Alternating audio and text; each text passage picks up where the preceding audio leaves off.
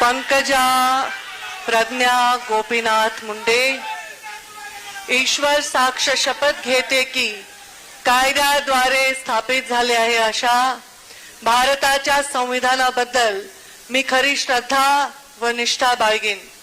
मी भारताची सार्वभौमता व एकात्मता उन्नत राखीन.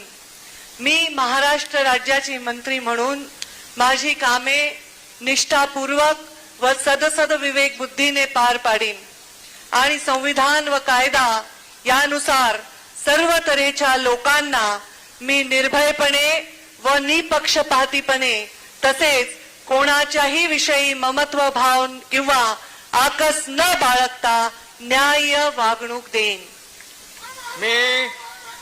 मी पंकजा